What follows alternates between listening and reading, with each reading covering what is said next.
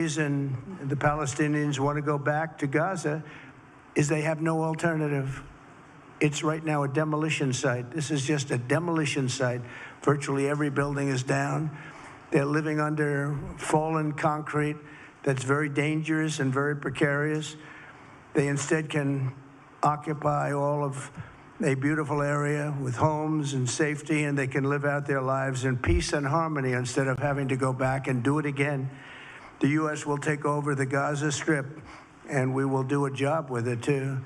We'll own it and be responsible for dismantling all of the dangerous unexploded bombs and other weapons on the site, level the site and get rid of the destroyed buildings, level it out, create an economic development that will supply unlimited numbers of jobs and housing for the people of the area. Do a real job. Do something different. Just can't go back. If you go back, it's going to end up the same way it has for 100 years. American embassy there. You recognize Israel's sovereignty over the Golan Heights. You withdrew from the disastrous Iran nuclear deal. I remember we spoke about it. You said, this is the worst deal I've ever seen. I'm elected. I'm walking out of it. That's exactly what you did. And I think it speaks loudly for just common sense, just looking at things and seeing them as they are. And of course, you also brokered the groundbreaking Abraham Accords in which Israel made peace with 4 Arab states. We did this in 4 months. Nothing happened for a quarter of a century, but in 4 months, we were able, working together under your leadership, to have 4 historic peace accords. And now in the first days of your second term, you picked up right where you left off. Your leadership helped bring our hostages home, among them American citizens. You freed up munitions that have been withheld from Israel. They had been withheld from Israel in the midst of a 7-front war for our existence. And you just freed it. You ended unjust sanctions against law-abiding Israeli citizens. You boldly confronted the scourge of anti-Semitism. You stopped funding, as you just said, international organizations like UNRWA that support and fund terrorists. And today, you renewed the maximum pressure campaign against Iran. Ladies and gentlemen, all this in just 2 weeks. Can we imagine where we'll be in 4 years? I can. I know you can, Mr. President. For our part, we in Israel have been pretty busy too. Since the horrendous October 7th attack, we've been fighting our common enemies and changing the face of the Middle East. On that infamous day, Hamas monsters savagely murdered 1,200 innocent people, including more than 40 Americans. They beheaded men, they raped women, they burnt babies alive, and they took 251 people hostage to the dungeons of Gaza. And after this worst attack on Jews since the Holocaust, Iran and its henchmen in the Middle East were absolutely ecstatic. Haniya praised the massacre. Sinwar said that Israel was finished. Nasrallah boasted that Israel was, here's what he said, as feeble as a spider's web. Well, Mr. President, Haniya is gone. Sinwar is gone. Nasrallah is gone. We've devastated Hamas.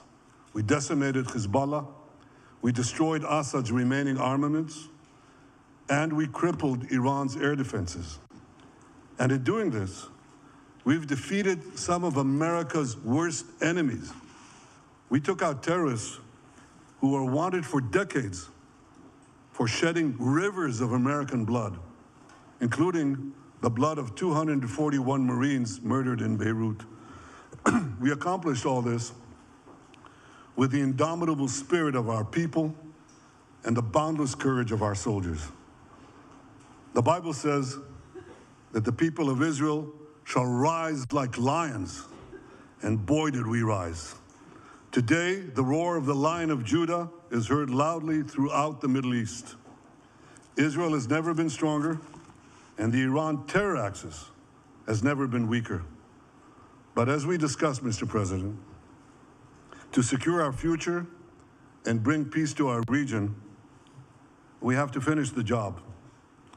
In Gaza, Israel has 3 goals: destroy Hamas's military and governing capabilities, secure the release of all of our hostages, and ensure that Gaza never again poses a threat to Israel. I believe, Mr. President, that your willingness to puncture conventional thinking that has failed time and time and time again, your willingness to think outside the box with fresh ideas will help us achieve all these goals. And I've seen you do this many times. You cut to the chase. You see things others refuse to see. You say things others refuse to say. And after the jaws drop, people scratch their heads and they say, you know, he's right. And this is the kind of thinking that enabled us to bring the Abraham Accords.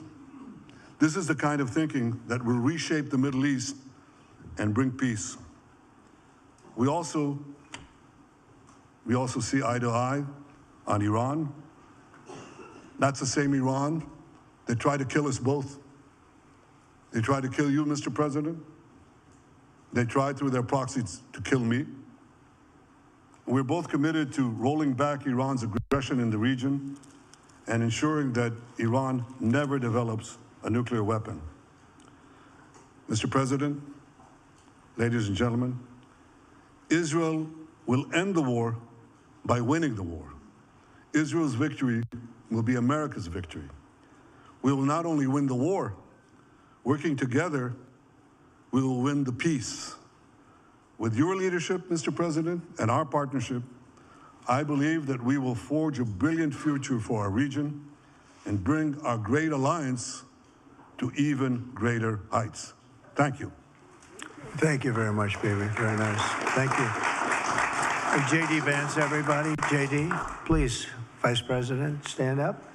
He's been doing a good job. He's been working very hard on all things, but this in particular. We'll take some questions, please. Yes, ma'am. Go ahead, please. Go ahead. Yeah, go ahead. President, can a normalization deal with Saudi Arabia be achieved